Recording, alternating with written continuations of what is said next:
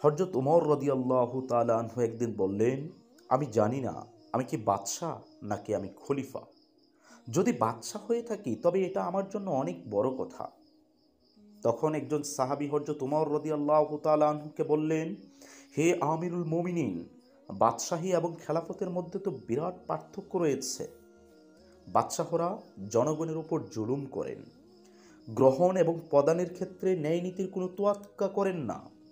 অথচ খলিফা ন্যায়নীতি ব্যতীত কিছু গ্রহণ করেন না। ন্যায়নীতি এবং সত্য পথ ব্যতীত সামান্য ব্যয় পর্যন্ত তারা করে না। হযরত ওমর রাদিয়াল্লাহু তাআলা আনহু এই কথা শোনার পর চুপ করে রইলেন, কিছুই বললেন না।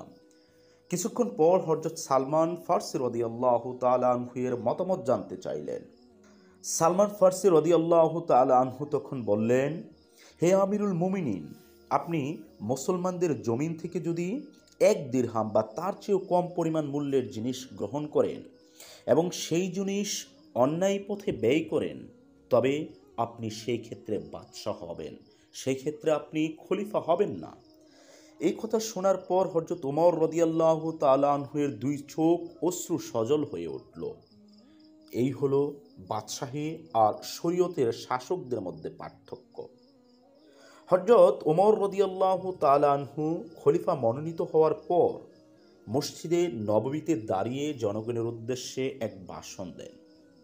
সেই ভাষণে আল্লাহর ভূয়সী প্রশংসা এবং রাসূল সাল্লাল্লাহু আলাইহি ওয়াসাল্লামের প্রতি দরুদ সালাম পাঠিয়ে তিনি বলেন, হে লোক সকল, আমি জানি তোমরা আমার কঠোর ব্যবহার দেখেছ, কারণ আমি রাসূল সাল্লাল্লাহু আলাইহি ওয়াসাল্লামের সঙ্গে ছিলাম, তার খাদেম এবং অনুগত ছিলাম।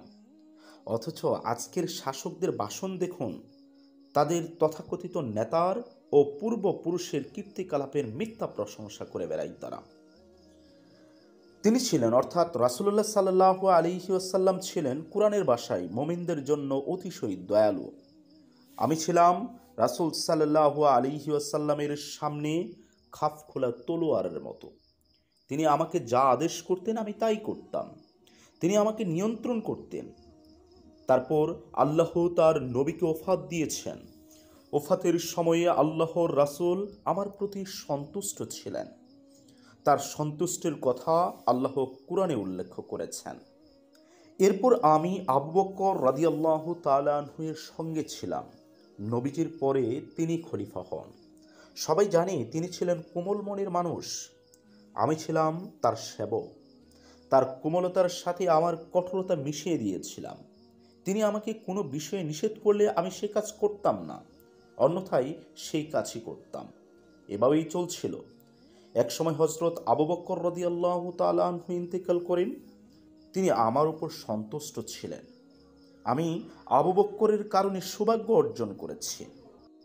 এখন খেলাফতের দায়িত্ব আমার উপরে এসেছে। আমি জানি সমালোচকেরা বলবে, আগেই তো এত কঠোর স্বভাবের ছিল, এখন না জানিয়ে আরও কত কঠোর ব্যবহার করে আমাদের উপর। আমার বিষয়ে কাউকে জিজ্ঞাসা করার প্রয়োজন নেই। তোমরা রাসূল সাল্লাল্লাহু আলাইহি ওয়াসাল্লামের সুন্নাহ সম্পর্কে জানো। অত্যাচারীদের জন্য আমার কঠোরতা আগের চেয়ে অনেক গুণ বৃদ্ধি পাবে। সেই কঠোরতার মাধ্যমে আমি দুর্বল মুসলমানদের অধিকার আদায় করে দিব। তবে সৎ এবং ভালো মানুষদের সাথে আমার ব্যবহার থাকবে অতিশয় কোমল। আর যারা জালেমদের সাথে কঠোর, বিরোধিতা করলে খারিজ বলে তাদের জানা উচিত।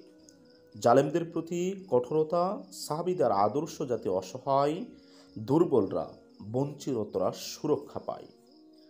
আর ওমর রাদিয়াল্লাহু তাআলা আনহু এর উপদেশ মতো বিভিন্ন তন্ত্র মন্ত্র মতভেদ কোনো ব্যক্তি বা আলেমের অন্ধ অনুসরণ না করে রাসূল সাল্লাল্লাহু আলাইহি ওয়াসাল্লামের জীবনী অনুসরণ করা উচিত, জানা উচিত। ইনশাআল্লাহ দেখবেন আপনার জীবন বদলে যাবে।